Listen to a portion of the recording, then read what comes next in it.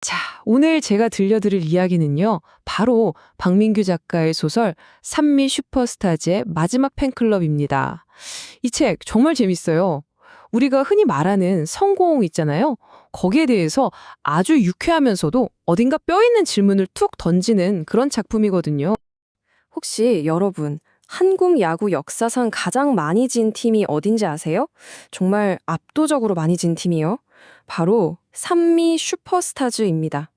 오늘 우리가 함께 읽어볼 이 소설은요, 바로 이 전설적인, 패배의 아이콘 같은 팀을 사랑했던 사람들에 대한 이야기예요. 네, 12.5%. 이게 뭐냐면요. 바로 그 팀의 승률입니다.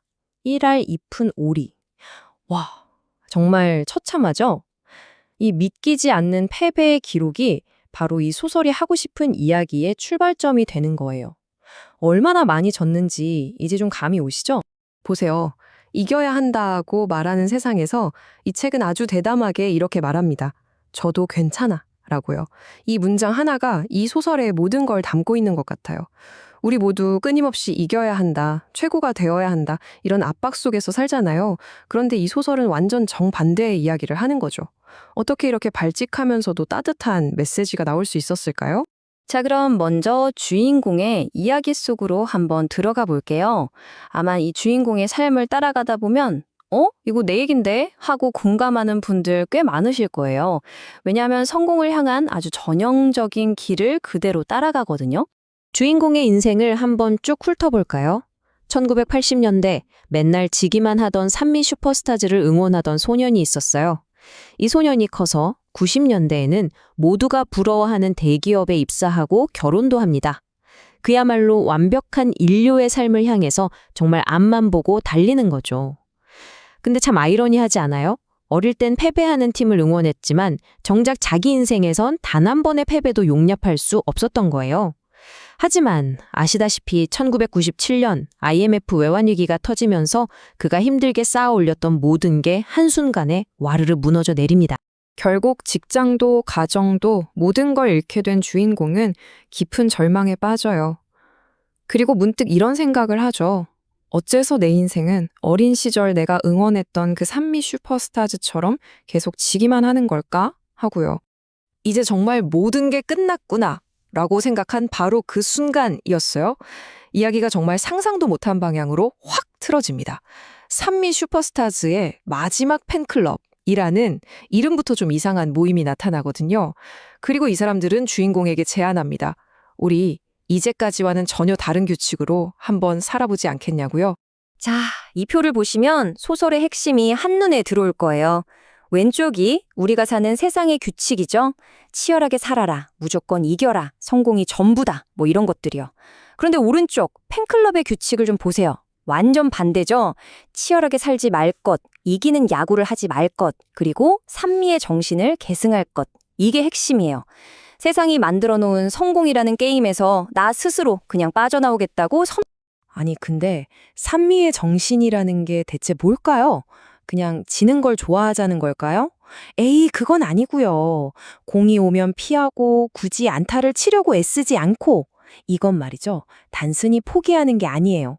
승리만을 향해 달려가는 이 무한 경쟁, 이 게임의 룰 자체가 잘못됐다고 생각하고 거기서 스스로 탈퇴하는 거예요. 그리고 나만의 즐거움을 찾겠다는 아주 적극적인 선택인 셈이죠. 자, 이제 이야기의 클라이맥스입니다. 이 이상한 팬클럽이 자신들의 철학을 정말이지 가장 황당하면서도 또 가장 아름다운 방식으로 보여주는 장면이 나오거든요. 이 팬클럽 멤버들이 글쎄 실제 프로팀이랑 야구 경기를 합니다. 결과는 어땠을까요? 보나마나죠. 처참하게 졌어요. 정말 끔찍할 정도로요. 그런데 이상한 건 아무도 슬퍼하거나 분해하지 않는다는 거예요. 그들은 점수판 같은 건 쳐다보지도 않아요. 대신에 뭘 하냐면 그냥 그 중간을 즐기는 거예요. 발끝에 닿는 풀의 감촉이라던가 저 파란 하늘 위로 날아가는 공의 아름다운 포물선 같은 것들을요. 바로 이 지점에서 소설의 가장 중요한 깨달음이 터져 나옵니다. 아, 우리를 그토록 힘들게 했던 건 패배 그 자체가 아니었구나. 진짜 괴로웠던 건 반드시 이겨야만 해 라는 그 끔찍한 강박이었구나. 바로 이 깨달음이 이 소설이 우리에게 던지는 가장 큰 울림이라고 할 수 있겠죠? 자, 그럼 이제 소설 이야기에서 살짝 빠져나와서요. 이 멋진 철학을 우리 삶에 어떻게 가져와 볼 수 있을지 그 방법들을 한번 생각해 볼까요? 이 소설이 우리한테 이렇게 한번 살아봐 하고 제안하는 방법 3가지로 정리해봤어요. 첫 번째는요, 인류라는 환상에서 탈출하는 거예요. 사회가 만들어 놓은 그 보이지 않는 감옥에서 일단 나오는 거죠. 두 번째는요, 날아오는 모든 공에 다 방망이를 휘두를 필요는 없다는 거예요. 나한테 맞지 않는 공, 이건 아니다 싶은 공은 그냥 흘려보낼 줄 아는 용기가 필요한 거죠. 그리고 마지막, 3번째. 인생을 꼭 이겨야만 하는 경기로 보지 말고 그 과정 자체를 즐기는 놀이로 생각해 보는 거예요. 혹시 너무 빨리 달리느라 숨이 차진 않으세요? 남들보다 뒤처질까봐 불안하고 초조하지는 않으신가요? 어쩌면 우리 이기기 위해서 너무 소중한 것들을 놓치면서 살고 있는 건 아닐까요? 여러분에게 경쟁과 성공이란 건 대체 어떤 의미인가요? 마지막으로 이 소설 전체를 관통하는 가장 멋진 문장 하나를 들려드리면서 오늘 이야기를 마칠까 합니다.